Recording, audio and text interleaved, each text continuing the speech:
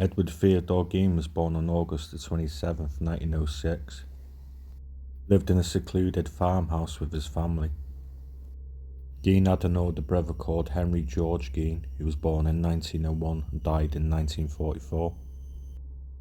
On April 1st, 1940, Ed Gein's father, George, died of heart failure caused by alcoholism.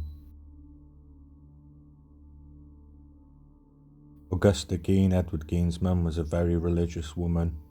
She preached to her sons about the Bible often. He preached to them that all women were evil apart from herself. She told them that women were promiscuous and instruments of the devil. She reserved time every afternoon to read from the Bible, usually selecting verses from the Old Testament or the Book of Revelation. She hated her husband due to alcoholism, who was unable to keep a job, and he had worked at various times as a carpenter.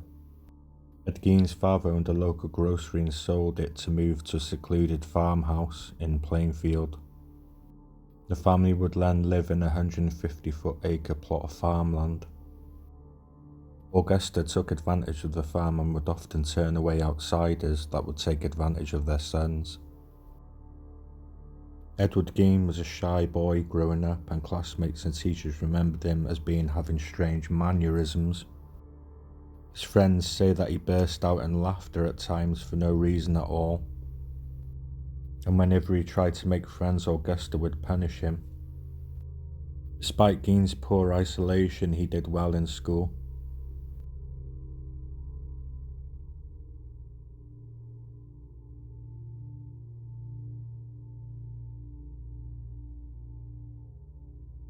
After Ed Gein's dad died in 1940, the boys began to do odd jobs around the home.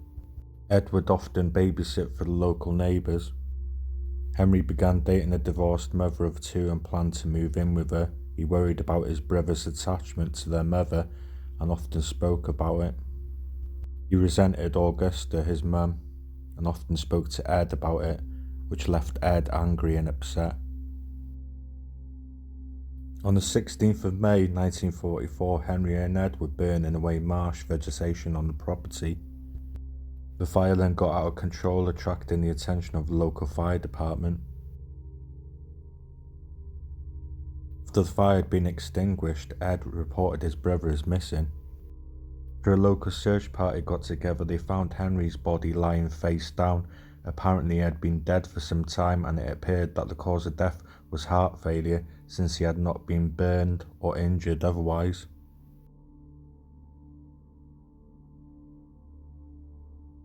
It was later reported that Henry had bruises on his head and he died of asphyxiation. It is believed that Ed killed Henry in resentment for him talking about his mother in a bad way. But the local police department dismissed this. And now, after the tragedy, Augusta and Ed were alone in the farmhouse.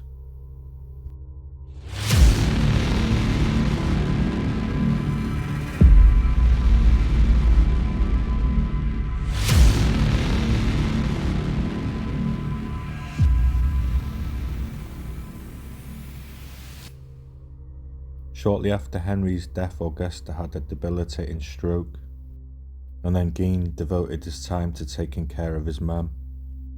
Augusta went into rapid decline and she died on December 29, 1945 at the age of 67.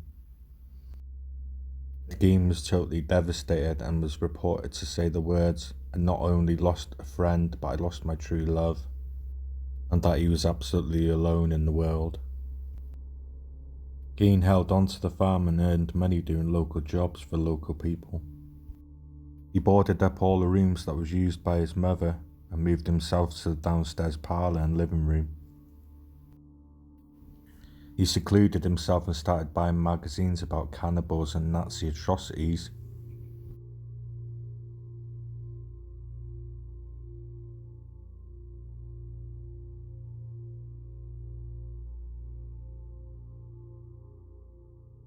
The monster was born.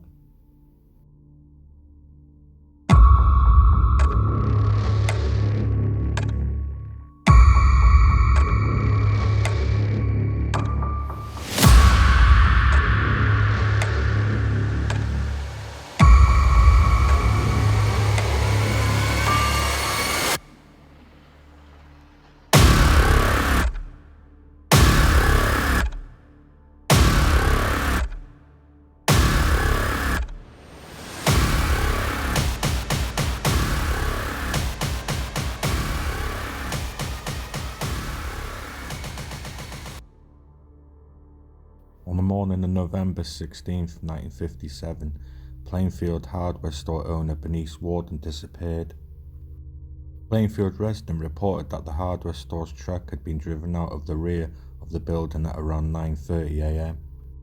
The hardware store saw few customers the entire day. Some residents were believed to be deer hunting.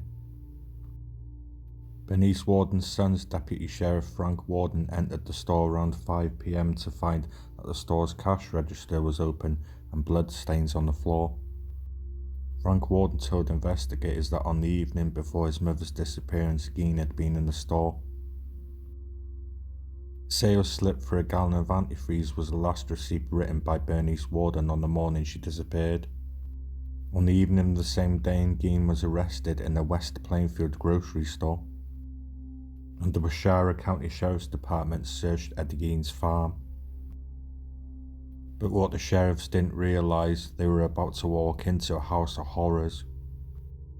Sheriffs discovered Bernice Warden's decapitated body in a shed on Gein's property, hung upside down by her legs.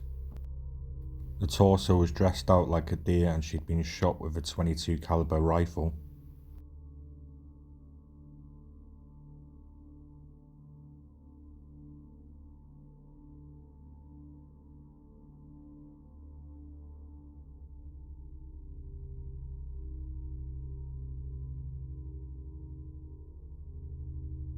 Searching the rest of the property, sheriffs would find whole human bones and fragments, a wastebasket made of human skin covering several chairs and seats, skulls on bedposts, female skulls, some of the tops sawn off and used as bowls, a corset made from a female torso skinned,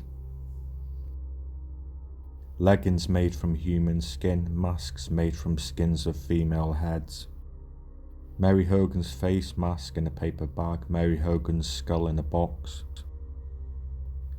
Bernice Warden's entire head, Bernice Warden's heart in a plastic bag, a belt made from female human nipples, 4 noses, a pair of lips on the window shade, drawstring, fingernails from females, a lampshade made from human skin, a pair of gloves made from human skin.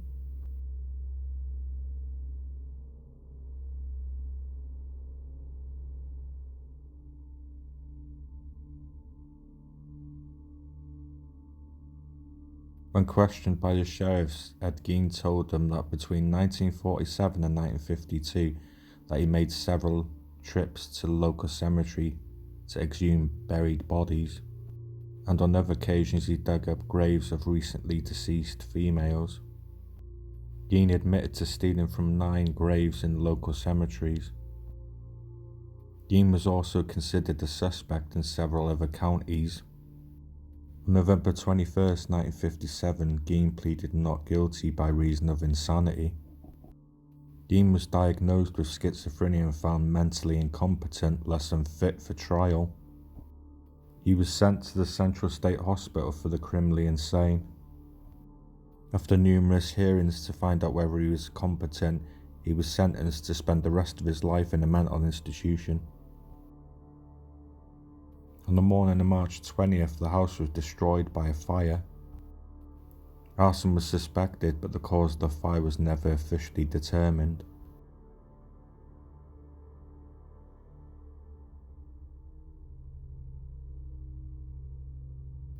Ed Gein died at Mendota Mental Health Institute due to respiratory failure and lung cancer on July 26, 1984, at the age of 77.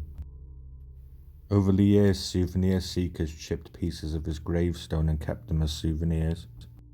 His headstone was stolen in the year 2000 and it was recovered in June 2001. The gravesite itself is unmarked and unknown. Gein was interred between his parents and brother in the cemetery.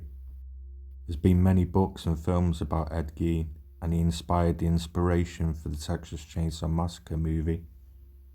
He's gone down in history as one of the most worst serial killers ever, and he is nicknamed the Butcher of Plainfield.